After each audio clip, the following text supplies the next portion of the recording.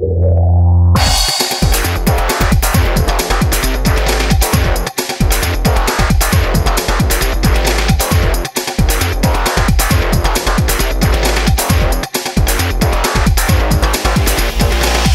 sound card works perfectly. Good evening, ladies and gentlemen. HarlequinCoHO here, and I have a special 2 versus 2 game for you, which is going to be in honor of our 500th subscriber. I contacted this person and said, hey man, congratulations, I'll be a lucky number 500. Any particular game you want me to cast? And they sent me this game.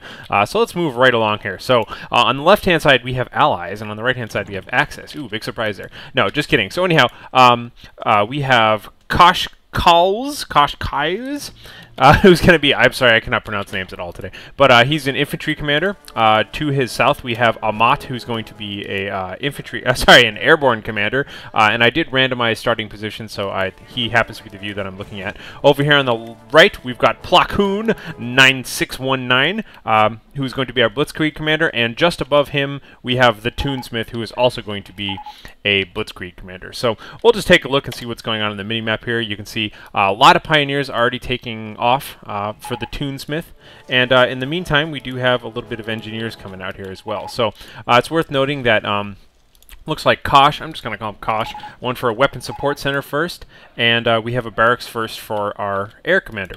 And I'm a little curious about this one, honestly. So this game is definitely not a newbie game, but it's, you know, it's kind of an average skill, just kind of a normal game here. But let's take a look at Kosh's skill points at the moment here, and you'll see that he does have infantry attrition, off-map reinforcements, ranger. You know, he's got all the best things there. So maybe he's planning on using all of those for it. But I was just surprised to see him not starting with infantry and instead starting with a skilled HMG team. But hey, man, whatever. So let's take a look at them, and it looks like I'll go ahead and swap back to Amat just so the colors on the map stay the same. And we'll just watch this for a little while here. But we will see, just kind of standard looking capping here. It looks like Platoon is going all the way down south, just kind of taking the left-hand side of the map. And it looks like very naturally the Toonsmith decided to cap the northern positions on the map.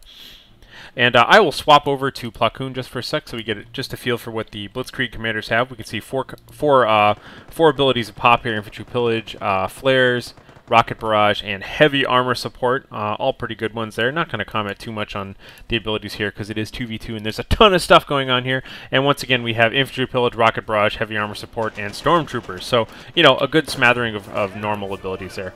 Once again, swapping back to Amat to keep this consistent for the time being here at least. And good placement here. I like the combination between these are Amat's riflemen going up here and capping the point, whereas we have Kosh's skilled HMG team doing that sort of stuff here. Looks like we got a little bit of forward, just kind of stalling going on here. This is a great tactic whenever you just kind of want to hold on to some territory. Take all your engineers, stick them in a house, and so you can see the combination of house cover and green cover for these engineers, able to withstand quite a lot of firepower. They're definitely not going to win this fight for the time being. They need a little bit something else. But this can, you know, hold off.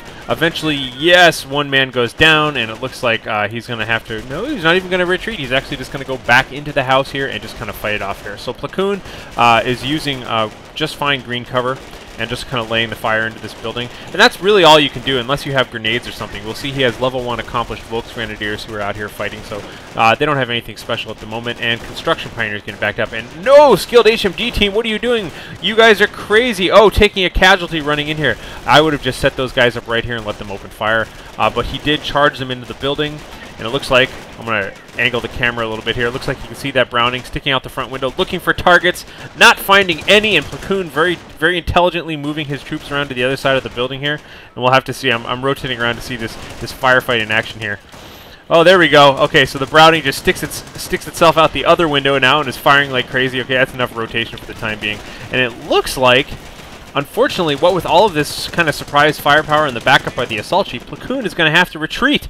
And absolutely amazingly, this completely outgunned little squad down here holds onto the fort, literally and figuratively. So let's take a look around and see what we'll see what the Toonsmith has been up to. Toonsmith has gone ahead and capped all this stuff on the left. Now, this fuel point here is worth noting on the map. Each team kind of has one fuel point right outside of their base on each side of the map there. And not only did he cap that point, but he's also bunkering it. And I've seen a lot of people do that. That is a very annoying tactic, and I find nothing wrong with it, especially when he's taking cover in this building here as well. But as soon as he upgrades that, that makes it very hard to cap this without without huge forces. You can see there's kind of a natural barrier there anyways. So we'll see what else is going on here. A little bit of fighting here. It looks like these engineers were trying to cap the similar point on the Axis side. Gonna have to retreat, taking a single casualty, and it looks like Platoon is quick to recap that point. You can see he's, by the way, increased squad health and carabiner rifles. MG team with no upgrades. Now we can see this MG team in all of its glory now. This is the best place for it. This is just a wonderful house, being backed up by a level 1 assault jeep, just kind of fighting it out like crazy here. You can see there is a motorcycle moving around for Platoon up here as well. For the time being here, I will start trying to keep an idea on the units and all that. Oh no, assault jeep! Look out! Look out! MG42 in the house. Is he sticking his gun out? Yes, there he is. Come on, MG42, wake up! I think he's reloading. Yeah, you're gonna want to move that jeep there. We'll tune back into that in a sec, though. I'm sure he's gonna get out of there. So. For the time being, it looks like the Axis are just gaining control of the middle once again. Big, strong force here in the exact center of the map. And, oh! Retreating riflemen taken out by just this small little group of engineers hanging out here. This bunker has not really even been turned on just yet. It requires 50 munitions for a MG42 nest in there. Flamethrowers running in. Big, big force of units here for Platoon and able to take out everything in this building. So Platoon now has absolute control over this area. Good fighting going on up here in the north. It looks like these, I'm not sure what they were. I think they were weapons utility riflemen, are now forced to retreat, whereas the Toonsmith has got decreased reinforcement cost and increased squad health by 16%. So just kind of normal, everyday units going on there. And now we have the bunker up, and that's going to be very annoying. As you can see, there's no good way to flank this unless you come all the way over here and just try and avoid the fire right there. That's a great bunker placement just to be annoying. Not invulnerable, but annoying. And good installing. So, looks like our motorcycle here is just chasing this sniper away and also getting a nice little flanking position on this HMG team out in front. And the first of the airdrop supply drops are active, as well as a triage center going up for his infantry there. So let's take a look around the bases. We'll see a standard, like, you know, nice quick motor pool came out here for Kosh, and he is invariably making a Greyhound. That seems what all allies seem to make these days. Well, not these days, just in general, for all time, across all of history. That's one of the best starting motor pool units here for allies. So, I will take a look around the battlefield now and just kind of see what everybody else is doing in their base. We'll see just a single Wehrmacht quarters here for the Toonsmith, and a Krieg barracks is now up for Platoon. And I'm just going to switch things up here, take a look at Platoon, and we'll see he is getting an anti-tank gun out right away. So, I think that's always a smart move. For Axis, especially in team games. In 1v1, you can sometimes just kind of go right for the Sturm Armory and things like that. But in team games, it's good to have one guy. Oh, throwing a hand grenade! Throwing a hand grenade! Look out! Look out! Oh, and he runs right across it. No! One casualty, but it's not the end of the world. These accomplished Volksgrenadiers, 5 kills, hopefully getting some XPs here. And really, this guy in the back is paying the bills here. This heavy machine gun team by Platoon. Wonderful positioning.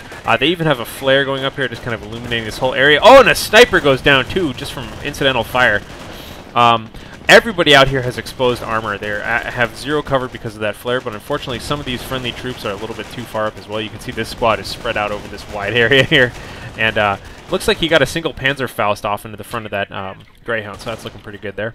Now let's just take a look around the rest of the base here. I like this stuff. I mean, he's spending a lot of resources on static defense, which is going to, you know, sort of, to some extent, retard the amount of units he will be able to have on the battlefield. Let's take a look at the Toonsmith, just see what he's got here. So for the time being, 2 Volk squads and a lot of engineers. That's not super helpful this late in the game. You kind of want more than that, but thankfully the bunkers are actually being quite useful. We can see here's his Platoon's Pioneers down here, finding a landmine and now kind of burning some hay. Boom! Alright. And it looks like we got a nice little attack going on down here. I'm going to switch on back to Platoon's point of view, mind the map changes. And we'll see that he has rotated his gun just a little bit up here, as well as pressing on in with his Volksgrenadiers. Oh, and the anti-tank gun moving up. Will it get some shots off on this Greyhound before the Greyhound can flank? Nice use of camouflage there.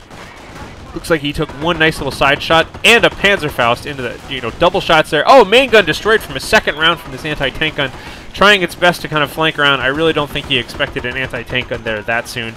You know, usually if you've got armored skirts and a 50 cal, it's pretty safe to kind of charge into squads of infantry at least right away. Oh, and the sideways shot takes out the fully upgraded Greyhound. That's a huge loss for the Allies. And I love this.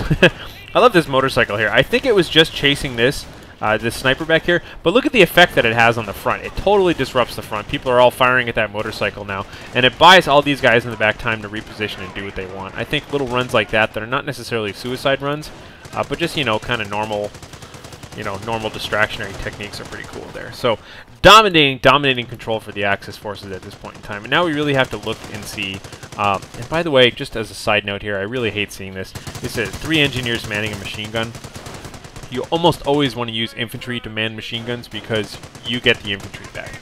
You lose 3 people to pick up a machine gun, and in the case of engineers, the whole engineer squad goes away, and you just change your engineers into a machine gun squad. Much better to have, like, you know, 3 or 2 remaining infantry that you can retreat home and reinforce. So we shall see now what's going on here. It looks like, for the most part, that the Allies need to start stabbing out. And you'll start... I don't even think they've even tried to recap this point. Honestly, they should have, but I don't think they have. But at some point here, they have to realize that this is the majority of the battle is here in the center, and this is an uphill battle for them, both literally and figuratively. So they're going to have to try and isolate some weaknesses. And right now, we will see, oh my god, oh, just in time, you can see double bunkers here going up. So once again, the Toonsmith, very bunker heavy, but I'm not going to just outright criticism on that, because his bunkers are actually quite useful. He's got them all in good places. The problem is that they are static defense and cannot move. This guy's going to have to retreat. And will this MG42 finish on time? Oh, neither MG42 is finishing. These overlapping fields of fire doing nothing at the moment. Just this moment here, finally opening up. Oh, is he going to get anything out here? Oh, and this machine gunner is getting grenaded. He's totally stuck in front. Oh, no, this is the worst possible timing for these weapons utility riflemen to sneak in here. We can see this top